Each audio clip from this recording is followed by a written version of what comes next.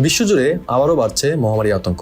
Democratic Republic of Congo এবং উগান্ডায় Ebola ভাইরাসের নতুন প্রাদুর্ভাবকে আন্তর্জাতিক উদ্বেগের জনস্বাস্থ্য জরুরি অবস্থা হিসেবে ঘোষণা করেছে বিশ্ব স্বাস্থ্য সংস্থা।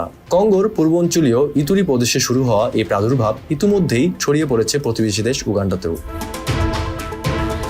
স্বাস্থ্য কর্মকর্তাদের তথ্যমতে এ পর্যন্ত ৩৩৬টিরও বেশি সন্দেহভাজন কেস নথিভুক্ত করা হয়েছে, যার মধ্যে প্রাণ হারিয়েছেন অন্তত ৮৮ জন। উগান্ডার রাজধানী কম্পালাতেও কঙ্গো থেকে আসা ২ জন আক্রান্ত রোগী শনাক্ত করা হয়েছেন, যার মধ্যে একজন ইতোমধ্যেই মারা গেছেন। এবারের প্রাদুর্ভাবটি বিজ্ঞানীদের কপালে চিন্তার ভাঁজ বাড়িয়ে দিয়েছে, কারণ এটি ইবোলার সাধারণ কোনো রূপ নয়, বরং অত্যন্ত বিরল বুন্দিবুগীয় স্ট্রেন। ইবোলার ইতিহাসে এটি মাত্র তৃতীয়বারের মতো শনাক্ত হলো। সবচেয়ে বড় উদ্বেগের বিষয় হলো ইবোলার সাধারণ জাইরে স্ট্রেনের জন্য প্রতিষেধক থাকলেও এই বুন্দিবুগীয় ভাইরাসের জন্য অনুমোদিত কোনো সুনির্দিষ্ট চিকিৎসা বা ভ্যাকসিন নেই।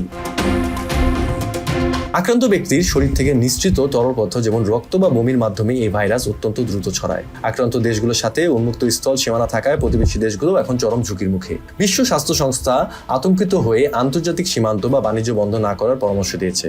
তবে ভাইরাস প্রতিরোধে প্রতিটি দেশের প্রবেশ পথে কঠোর স্ক্রিনিং এবং কন্টাক্ট ট্রেসিং এর নির্দেশ দেওয়া হয়েছে। বৈশ্বিক দাতা সংস্থাগুলো যদি দ্রুত অর্থায়ন ও চিকিৎসা সরঞ্জাম নিয়ে এগিয়ে না আসে, তবে এই বিরল স্ট্রেন আফ্রিকা জুড়ে বড় বিপর্যয় ডেকে আনতে পারে বলে আশঙ্কা করেছে বিশেষজ্ঞরা।